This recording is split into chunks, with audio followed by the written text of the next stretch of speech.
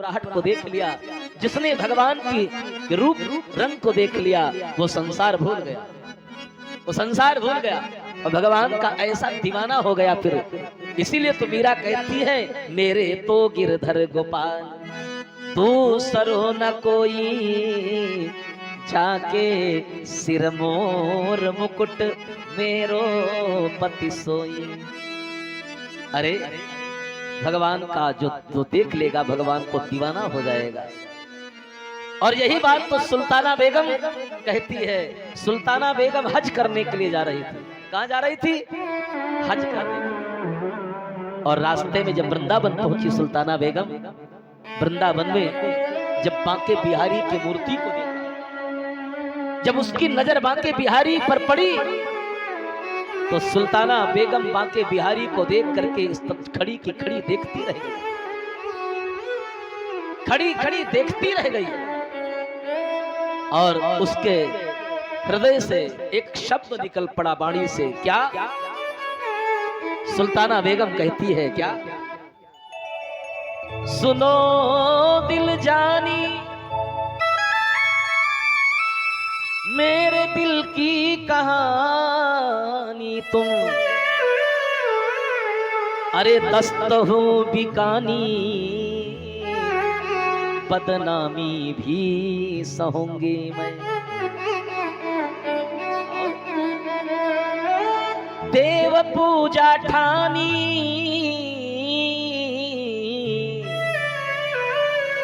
अरे नमाज हो भुलानी मैं, तजे कलमा कुरान सारे गुननी गहूंगी मैं। सावला सलोना सिरताज और कुल्लेदार, तेरे नेह देख में निधाग जो रहूंगी मैं। अरे नंद के कुमार कुर्बान तेरी सूरत पे, नंद के कुमार कुर्बान तेरी सूरत पे। अरे हो तो मुगलानी पर हिंदवानी होए रहूंगी मैं, हो तो मुगलानी पर हिंदवानी होए रहूंगी मैं। इसलिए बंधु, सुल्ताना बेगम बांके बिहारी की ऐसी दीवानी हो गई, हज करने फिर नहीं गई। ये है भगवान की सुंदरता। जो भगवान की सुंदरता को जिसने देख लिया वो दीवाना हो गया, और ऐसा दीवाना हो गया फिर वो संसार से छूट जाया उसका। इसलिए बंधु, आज वही माता जी भगवान को देख रही। भगवान ने पूछा, माँ तुम्हारा परिचय तुम कौन हो? तो माता जी अपना परिचय दे रही हैं। जरा सुनिए माता जी कौन है, क्या कह रही? अथ ब्रजन राज पथे न माधवा, स्त्रियं गृहीतांग विलेप भाजनम, अरे बिलोक्य कुब्जाम युवती वरानना। मेरा नाम कुब्जा है, मैं महाराज कंस की दासी हूँ। मेरा काम है चंदन घिसना, मेरा काम चंदन घिसना है। मैं कंस की दासी, मेरा नाम कुब्जा है। और मेरे द्वारा घिसा हुआ चंदन महाराज कंस अपने मस्तक में लगाते हैं, लेपन करते हैं। भगवान ने कहा, क्या मुझे चंदन नहीं लगाओगी? माता जी ने कहा, क्यों नहीं लगाऊंगी। और माता जी ने भगवान के मस्तक में चंदन लगाया। और जैसे ही चंदन लगाया, भगवान कहाँ चूकने वाले। आपको देने में विलंब हो सकता है, लेकिन आपको लेने में विलंब हो सकता है, लेकिन भगवान को देने में विलंब नहीं होता है। और माता जी ने जैसे चंदन लगाया, भगवान ने कुब्जा पर कृपा कर रहे हैं। जरा देखिए भगवान कुब्जा पर कृपा क्या कर रहे हैं। क्या किया? भगवान ने सुंदरी कहा है तो सुंदरी बना दिया। आज भगवान कन्हैया ने एक हाथ ढूंढी पर लगाया, एक हाथ कमर पर लगाया, ऐसा झटका दिया जो 3 जगह से टेढ़ी थी ना, बिल्कुल सीधी। सारे मथुरा वासियों ने देखा, कहा यह हड्डी स्पेशलिस्ट मथुरा में कौन आ गया, ये हड्डी स्पेशलिस्ट कौन आ गया। और परम सुंदरवान हो गई कुब्जा। हो कुब्जा परम सुंदरवान हो गई। और कुब्जा ने भगवान का मन में वर्ण कर दिया कि आप मुझे पति रूप में पाओ। और भगवान उसकी मन की बात को जान गए और मन ही मन कह दिया कुब्जा ठीक, आगे मैं तुम्हारा ये भी वरदान स्वीकार करूंगा। और भगवान कुब्जा पर कृपा करके भगवान आगे बढ़े। अब तो बड़ा सुंदर स्वरूप बन गया भगवान का हो, अब बड़ा सुंदर स्वरूप। तो जरा देखिए मथुरा के सब नर नारी दौड़ पड़े भगवान को देखने के लिए। अच्छा बताइए, भगवान नगर में आ जाए तो कौन नहीं देखेगा? आज सारे नगर नर नारी सब अपने अपने घरों से दौड़ पड़े देखने के लिए। निवेदन करूं, निवेदन करूं, निवेदन करूं प्यारे, जो नई बहुएं अभी अभी घर में आई हैं, जो नई बहुएं अभी अभी घर में आई हैं, वो भी घर भगवान का दर्शन करना चाहती हैं, तो बेचारी घर से बाहर तो निकलती नहीं है, हैं? बेचारी घर से बाहर तो निकल नहीं पाती हैं। पुरानी माताएं तो घर से बाहर आ जाती हैं, निकल कर दर्शन कर लेते रही हैं, लेकिन जो नई बहुएं आई हैं वो घर से निकल नहीं पाती हैं, वो भी भगवान को देखना चाहती हैं। तो कैसे देखती हैं, कैसे देखती हैं? खिड़की का एक पल्लो खोल लेती हैं, पल्ला खिड़की का झरोखा बना लेती हैं। गोस्वामी बाबा इस जगह पर बड़ी अच्छी बात कहते हैं, क्या? जुवती भवन अरे झरोखन लाई, मनोरंग निधि लूटन लाई। आज मथुरा की नारियां घर से निकल नहीं पा रही हैं, लेकिन अंदर से ही झरोखे से झांक कर देखती हैं और एक बात कहती हैं। क्या? एक बात कहती हैं, भगवान की रूप रस माधुरी को पान तो करती हैं, अपने हृदय में धारण कर लेती हैं, और एक बात अपने मन में कहती हैं। क्या कहती हैं? अरे हमको लगाई गयो टोना, हमको लगाई गयो टोना, किशोर गौर सावरो सलोना, लगाई गयो टोना, किशोर गौर सावरो सलोना है। हमको लगाई गयो टोना, किशोर गौर सावरो सलोना, हमको लगाई गयो टोना, किशोर गौर सावरो सलोना रे। सावरो सलोना, सावरो सलोना, सावरो सलोना, सावरो सलोना, सावरो सलोना, सावरो सलोना, सावरो सलोना, सावरो सलोना। तेरे मन को है छीना, किशोर गौर सावरो सलोना रे। हमको लगाई गई टोना, किशोर गौर सावरो सलोना रे।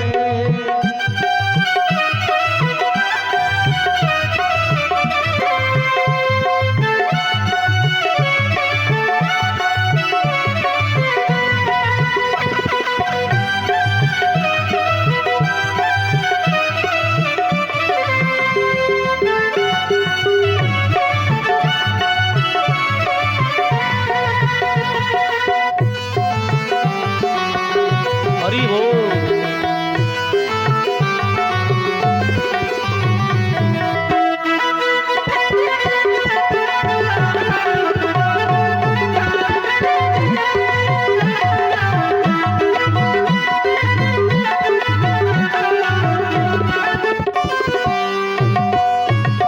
युवती भवन झरोखन लगी।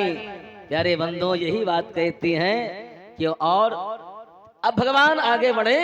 जब आगे बढ़े भगवान सारे मथुरा के, अब नर दौड़ दौड़ करके भगवान का दर्शन करने लगे। मथुरा के वासी दौड़ दौड़ करके भगवान का दर्शन कर रहे हैं और एक बात कह रहे हैं। क्या? अरे आज मथुरा नगरिया, आज मथुरा नगरिया, अरे निहाल सखिया, दोनों भैयन माँ, दोनों भैयन माँ, छोटका कमाल सखिया, दोनों भैयन में छोटका कमाल सखिया। आज मथुरा नगरी या निहाल सखिया, आज मथुरा नगरी या निहाल सखिया। दोनों भैया का कमाल सखिया। दोनों भैयन माँ छुटे का कमाल सखिया।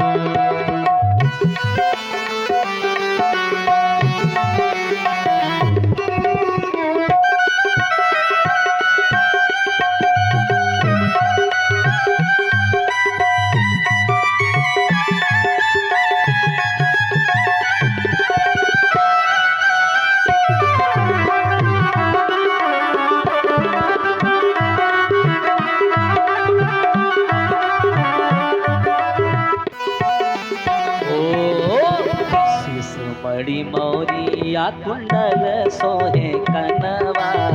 शीश बड़ी मोरिया कुंडल सोहे कनवा। शीश बड़ी मौरिया कुंडल सोहे कनवा। शीश बड़ी मोरिया कुंडल सोहे कनवा। कारी कारी कजरारी जुलमी नयनवा। कारी कारी कजरारी जुलमी नयनवा। लाल चंदन सोहे भाल सखिया। इनके लाल चंदन सोहे भाल सखिया। दोनों भैयन माँ, दोनों भैयन माँ छोटे का कमाल सखिया। दोनों भैयन माँ छोटे का कमाल सखिया। हरि बोल।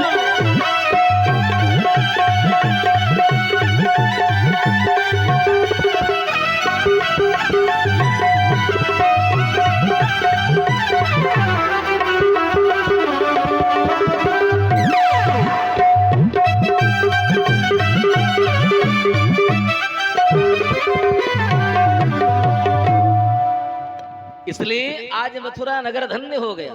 सारे मथुरा के वासी दौड़ के आए, भगवान का दर्शन कर रहे हैं। हो मथुरा के सारे नर नारी भगवान का दर्शन कर रहे हैं बड़े ही भाव सुंदर ढंग से। आज भगवान मथुरा नगर में प्रवेश करते हैं। प्यारे, जहां पर धनुष यज्ञ हो रहा था, जहां पर धनुष रखा था, उस धनुष के रक्षा के लिए बहुत सारे सैनिक और कोलिया पीड़ हाथी को द्वार पे लगाया गया था। और भगवान वहीं पहुंच गए जहां पर धनुष रखा हुआ था। और भगवान ने धनुष को प्रणाम किया और लोग वहां के जो रक्षा कर रहे थे, जो सैनिक लगे थे, उनसे पूछा का भैया धनुष कहां पर, ये कौन सा धनुष है, कौन सा धनुष है, क्यों रखा है, इसे उठा ले हम। सब हंस पड़े। हो कहा ये देखो, ये देखो, ये ग्वालवाल जो आए हैं दही और माखन खा करके आए हैं और ये आज धनुष को उठाएंगे। और बनो भगवान का उपहास करने लगे। हो भगवान उसी समय देखते देखते धनुष को उठा लिया और धनुष उठाया, टूट गया। और जैसे धनुष टूटा, एक सैनिक दौड़ के गया, राजा कंस को बताया, महाराज धनुष टूट गया, उन बालकों ने तोड़ दिया। कंस जान गया कि देवकी का लाल अब आ गया, क्योंकि नारद जी ने बताया था जो धनुष तोड़ देगा वही तुम्हारा वध भी करेगा। और कंस ने कहा उस बालक को चारों तरफ से घेर लो, भाग कर न जा पाए। कोलिया पीड़ हाथी द्वार पर लगा था। पहले कोलिया पीड़ हाथी से युद्ध भगवान का हुआ है और भगवान ने देखते देखते हाथी का वध कर दिया। और हाथी का दंत हाथ निकाल करके कंधे पर रख करके भगवान अब कहां प्रवेश करते हैं, कहां, जहां रंगशाला बनाई गई थी। कंस ने बड़े बड़े पहलवान बुलाए थे, चाड़ूर, मुष्टिक, सल्व, तोशल आदि, ये जहां पहलवान बुलाए गए थे उस रंगशाला में भगवान आज प्रवेश कर रहे हैं। मथुरा के सब नर नारी वहां बैठे हैं, ऋषि बैठे हैं, संत बैठे हैं, गोकुल के भी वहां लोग बैठे हैं। जरा देखिए, आज जब भगवान रंगशाला में जब प्रवेश कर रहे हैं ना, तो भगवान कैसे दिख रहे हैं, भगवान कैसे दिख रहे हैं। जो जिस भाव से भगवान को देख रहा है, भगवान उसी रूप में दिख रहे हो। जो जिस रंग का चश्मा लगाए बैठा है, मानो भगवान उसी रंग में दिख रहे हैं, है ना बात सत्य। जैसे जिस रंग का चश्मा लगाओगे संसार वैसे ही दिखेगा। काला चश्मा लगा लोगे तो संसार काला ही काला नजर आएगा। व्हाइट चश्मा लगाओगे संसार व्हाइट दिखेगा। नीला चश्मा लगा लोगे संसार नीला नीला दिखेगा। कहने का तात्पर्य आपका देखने का नजरिया जिस भाव से देखोगे भगवान उसी रूप में दिखते हैं। गोस्वामी बाबा कहते हैं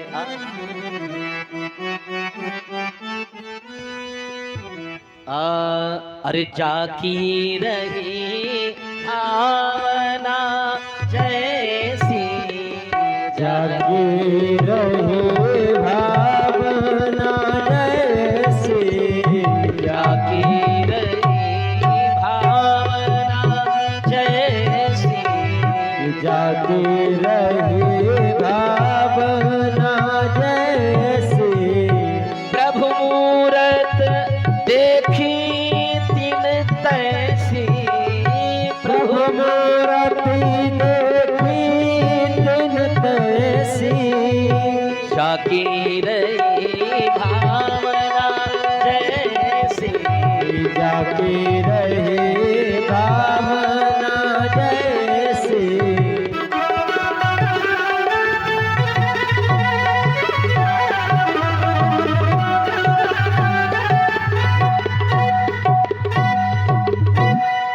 जाकी रही भावना जैसे, जो जिस भाव से देख रहा है भगवान उसी रूप में दिख रहे हैं। सुखदेव स्वामी कहते हैं राजन सुनिए, मल्ला नाम निर्नर नाम नरवरा, जो बड़े बड़े पहलवान वहां बैठे थे भगवान उनको पहलवान की तरह दिखाई दे रहे थे।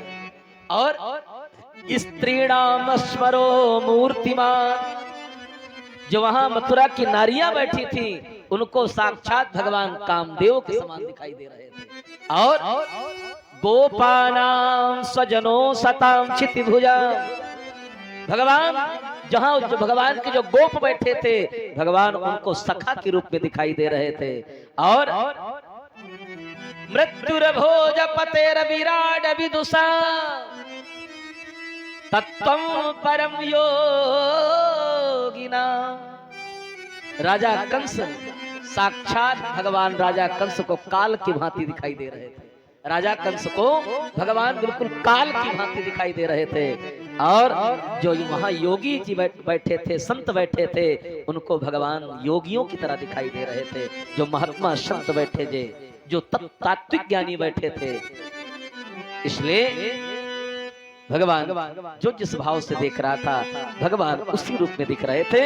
और भगवान रंगशाला में प्रवेश करते हैं, चाणूर मुष्टिक युद्ध के लिए आते हैं। और भगवान कन्हैया ने देखते देखते चाणूर और मुष्टिक का वध कर दिया। अब सल और तोशल आए हैं, सल और तोशल का भी भगवान ने वध कर दिया।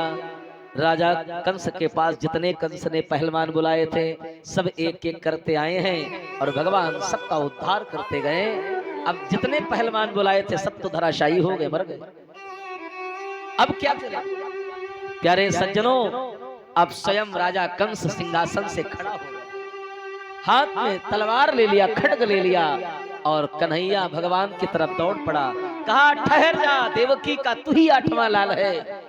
मेरे कारागार से भाग गया था रातों रात, लेकिन आज इस मथुरा नगर से नहीं भाग पाएगा।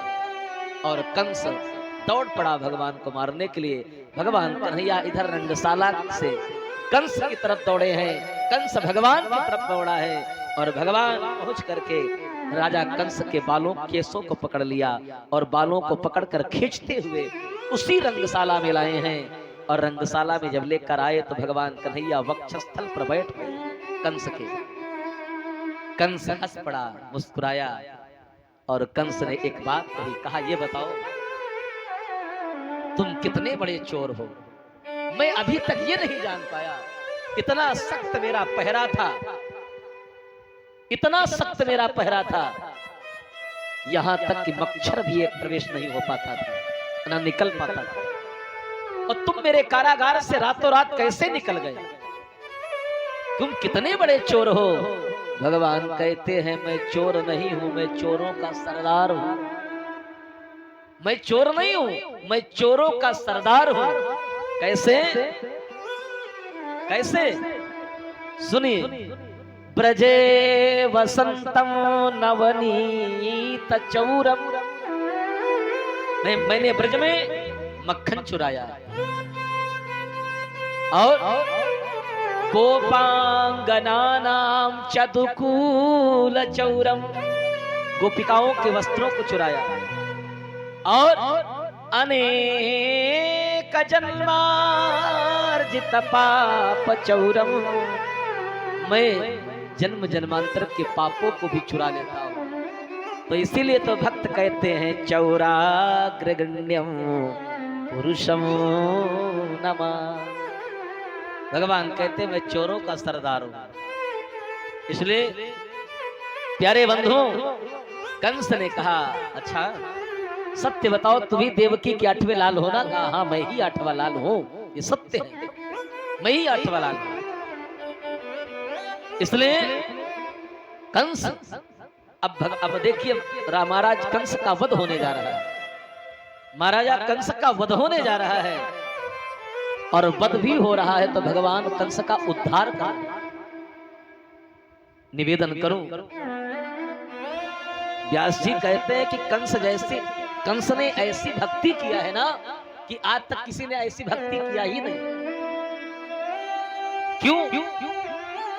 उसी समय भगवान अपनी मुष्टिका का प्रहार करते हैं और एक बड़ी तेजी के साथ आवाज हुई, धड़ाम से धूल उड़ गई और जैसे ही धूल उड़ी उसी प्रकार कंस का वध हो जाता है। भगवान ने मुष्टिका से प्रहार किया है कंस पर और धूल उड़ करके एक बड़ी तेजी के साथ आवाज हुई है और उसी समय देवताओं ने पुष्प की वृष्टि किया, जय जयकार किया, नगाड़े बजने लगे। बोलिए भगवान कृष्णचंद्र भगवान की। भगवान कन्हैया ने कंस का वध तो कर दिया, लेकिन निवेदन करूं प्यारे सज्जनों, भगवान कन्हैया ने कंस का उद्धार किया। क्या किया? उद्धार किया। क्यों? कंस भगवान का परम भक्त था। क्यों? गोप्या कामात् भयात् कंसः। कंस ने जब से आकाशवाणी को सुना था कि देवकी का जो 8वां लाल होगा, तेरा काल होगा, प्यारे कंस ने अभी तक सोया नहीं। सोया, रात में उसे नींद ही नहीं आई। केवल 24 घंटे देवकी का 8वां लाल देखता था। देवकी का 8वां लाल भोजन करने बैठ जाए तो दाल में अगर कहीं जीरा दिख जाए तो वही मेरा काल तो नहीं है। काल एक क्षण के लिए कंस कन्हैया को नहीं भूल पाया, देवकी के 8वें लाल को नहीं भूल पा रहा है। इसलिए बंधुओं, भगवान को न भूल पाना ये भगवान की परम भक्ति है। और भगवान तो कहते हैं क्या? अगर भाव से जपोगे तब भी मंगल है और कुभाव से जपोगे तब भी मंगल है। ये भगवान के नाम का ऐसा प्रभाव है। भाये को भाये अनख आलस, भाये को भाये अनख आलस, भाये को भाये अनख आलस, भाये को भाये अनख आलस, भाये को भाये अनख आलस, भाये को भाये अनख आलस हो। नाम जपत मंगल दिसनस, नाम जपत मंगल दिसनस हो।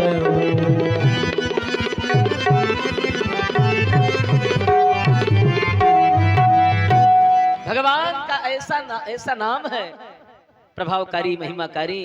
अगर भाव से जपोगे तब भी वह मंगल करेगा और कुभाव से जपोगे तब भी मंगल करेगा। वो जैसे बिजली का तार अनजाने में हाथ चला जाएगा तब भी करंट मारेगा और जान के पकड़ लोगे तब भी करंट मारेगा, क्योंकि इसका स्वभाव है करंट मारना। उसी प्रकार भगवान का नाम का भी प्रभाव है प्यारे, और ऐसा प्रभाव है भगवान के नाम का। इसलिए तुलसी अपने राम को रीझ भजो चाहे खीज, खेत पड़े पर जामी हो उल्टो सीधो। इसलिए कंस का उद्धार किया। कंस भगवान का परम भक्त हुए, इसलिए भगवान कन्हैया ने कंस का उद्धार किया। बोलिए कंस मर्दन भगवान की, जय हो। बोलिए कंस मर्दन भगवान की। जय हो। और भगवान कंस का उद्धार कर देने के पश्चात अब कारागार में पहुंचे हैं। मैया देवकी और वसुदेव को बंधन से मुक्त किया, चरणों में प्रणाम किया, अपने नाना उग्रसेन को बंधन से मुक्त किया है। भगवान माँ देवकी के सामने रो पड़े। मैया देवकी ने अपने बालक के मस्तक को चूमा और मैया भगवान कन्हैया ने कहा, माँ वो बालक अभागा है, 100 वर्ष की अवस्था पा लेने के बाद भी माता पिता के ऋण से ऋणी रहता है सदैव। मैं कितना बड़ा अभागा हूं जो मेरे कारण आपको जेल में रहना पड़ा। और भगवान बारंबार मैया के चरणों में प्रणाम करते हैं। उसी समय अब आइए सुखदेव स्वामी कहते हैं, राजन वसुदेव जी ने अब भगवान का उपनयन संस्कार कराया है और उपनयन संस्कार करा देने के पश्चात भगवान को विद्या अध्ययन करने के लिए सांदीपन मुनि के आश्रम में भेजा है। और जरा देखिए, भगवान भी गुरुकुल परंपरा में गुरु परंपरा से विद्या अध्ययन किया, गुरु परंपरा में। और भगवान कहां पढ़ने गए हैं? गुरुकुल पढ़ने गए हैं, आश्रम में, संदीपन मुनि के आश्रम में। और निवेदन है प्यारे बंधु, निवेदन किस बात का? आज कोई अपने बच्चे को संस्कृत नहीं पढ़ाना चाहता है, आज कोई भी अपने बेटे को संस्कृत नहीं पढ़ाना चाहता। सब तो इंजीनियर बनाना चाहते हैं। बड़ी अच्छी बात है, इंजीनियर बनाइए, डॉक्टर बनाइए, साइंटिस्ट बनाइए, वैज्ञानिक बनाइए, अच्छी बात है। लेकिन प्यारे, इंजीनियर डॉक्टर बनाने के साथ साथ अपने बच्चों को संस्कार जरूर दीजिए, अपने बच्चों को संस्कार जरूर दें। अरे आपने इंजीनियर तो बना दिया, IIT इंजीनियर बना दिया, मैंने स्वयं सुना है प्रणाम करना बच्चे भूल गए, अपने ही माता पिता से कहते हैं नमस्ते, प्रणाम करना भूल गए। आपने इंजीनियर तो बना दिया, डॉक्टर तो बना दिया, लेकिन संस्कार नहीं दे पाया, आपने उन्हें प्रणाम कभी करवाया नहीं। इसलिए निवेदन है, आपके घर में जब कोई गुरुजन आए, आचार्य आए, कोई बड़ा व्यक्ति आए, आप अपने बच्चों से कहो इन्हें प्रणाम करो, इन्हें प्रणाम करो। मैंने निवेदन किया था, अरे प्रणाम करने के 4 परिणाम तुरंत मिलते हैं। प्रणाम के 4 परिणाम तुरंत मिल जाते हैं। अभिवादन शीलस्य नित्यं वृद्धोपसेविना चत्वारि तस्य वर्धन्ते आयुर विद्या यशो बलम। ये 4 परिणाम मिलते हैं प्रणाम के। इसलिए अपने बच्चों को संस्कार जरूर देवें। कार भले मत न देना, लेकिन अपने बेटे को संस्कार जरूर देना। और जब संस्कार दोगे तो उनके जीवन में कार तो आ ही जाएगी, कार आ जाएगी। इसलिए निवेदन है, भगवान भी विद्याध्ययन के लिए गुरु आश्रम में गए हैं और गुरु आश्रम में रह करके गुरु की सेवा करते हैं, गुरु माता की सेवा करते हैं। इस बात को गोस्वामी बाबा इस जगह प्रसिद्ध करते हैं, गुरु ग्रह गई पढ़न रघुराई। भगवान स्वयं गए हैं, अल्प काल विद्या सब आई। आइए, भगवान कुछ थोड़े समय में 64 कलाएं सीख लिया और 64 कलाओं में निपुण हुए भगवान। और आज जब विद्या अध्ययन पूर्ण हुई तो आज भगवान ने गुरुदेव के चरणों में प्रणाम किया, कहा गुरुदेव गुरुदक्षिणा मांगिए, क्या चाहिए। संदीपन मुनि जानते थे कि जो मेरे आश्रम में विद्यार्थी बालक पढ़ने आया है कोई साधारण नहीं है, ये साक्षात ब्रह्म है। इसलिए कहा कन्हैया अगर गुरुदक्षिणा ही देना चाहते हो तो जाकर के अपनी गुरुमाता से पूछ लो, गुरुमाता जो मांगे वो दे देना। गुरुमाता के चरणों में प्रणाम किया। गुरुमाता से बोले क्या माता क्या गुरुदक्षिणा चाहिए। गुरुमाता ने कहा कन्हैया एक मेरा बेटा था, अकेला बेटा था जो कई वर्षों पहले समुद्र में डूब गया, बस वही मेरा बेटा तुम वापस ला करके दे दो, मैं वही मेरी गुरुदक्षिणा होगी। यद्यपि ये कार्य असंभव है लेकिन गुरु माता का आदेश है, तो गुरु माता का आदेश प्राप्त करके भगवान तुरंत समुद्र के तट पर पहुंचे हैं और भगवान समुद्र से प्रार्थना किया, आदेश दिया, समुद्र प्रकट हो गया। भगवान समुद्र के अंदर प्रविष्ट हो गए। गुरु माता का बालक तो नहीं मिला लेकिन एक शंख मिल गया। और भगवान उस शंख को लेकर के कहां पहुंचे? यमराज की यमपुरी पहुंचे। और यमपुरी में जब शंख ध्वनि किया ना, तो जो जीव नरक की यातना भोग रहे थे सब बैकुंठ जाने लगे। यमराज दौड़ करके आ गए, कहा देखें यमपुरी में कौन आ गया। तो क्या देखते हैं, भगवान को देखा। जब भगवान को यमराज ने देखा, चरणों में प्रणाम किया, कहा प्रभु कैसे आपने कष्ट कर दिया। भगवान ने कहा मेरे गुरु का बेटा कहाँ है, गुरु माता का पुत्र कहाँ, जल्दी ला कर दो। यमराज ने तुरंत संदीपनी मुनि के बेटे को ला करके दिया है और भगवान उस बालक को लेकर के आए हैं, गुरु माता के चरणों में समर्पित कर दिया। कहा माँ ये अपना बेटा पुत्र ले लो, ये अपना पुत्र ले लो। और भगवान ने उस असंभव कार्य को संभव करके इस संसार को एक संदेश दिया। क्यों? गुरु दक्षिणा, इससे बड़ी दक्षिणा जीवन में और क्या हो सकती है। इसलिए प्यारे भगवान ने मृतक गुरु पुत्र वापस लाए। और गुरुदेव भगवान, इसीलिए गुरु की कृपा सदैव कन्हैया पर रही है। और गुरु के चरणों में प्रणाम करके भगवान मथुरा आए हैं। और मथुरा में अब जरा देखिए, यहाँ पर एक बृहस्पति जी के शिष्य हैं जिनका नाम है उद्धव। भगवान के यहाँ मित्र होते हैं, सखा बनते हैं उद्धव जी। अब देखिए, भगवान गोकुल वासियों को वचन दे करके आए थे। क्या वचन दे करके आए थे? परसों आ जाएंगे। लेकिन परसों के तो यहाँ बरसों बीत गए। अभी भगवान गोकुल वापस नहीं गए, मथुरा में रह रहे हैं। आज मथुरा की याद भगवान को आ रही है। आंखों से अश्रु की धारा चल रही थी और भगवान राधा राधा कहकर पुकार रहे थे। उद्धव जी ने देखा, कहा कन्हैया ये बताइए, इस मथुरा नगर में आपको कमी किस बात की है? एक इशारे पर सारे मथुरावासी दौड़ पड़ते हैं, फिर भी आप गोकुल के क्यों नहीं भूल पा रहे हो? क्या कमी है, क्या कष्ट है आपको यहाँ पर? भूल जाओ ना गोकुल। जब आपको गोकुल जाना नहीं तो क्यों याद कर रहे हो? कन्हैया ने कहा उद्धव तुम गोकुल भूलने की बात कर रहे हो, ब्रज भूलने की बात कर रहे हो। उद्धव मुझे अगर एक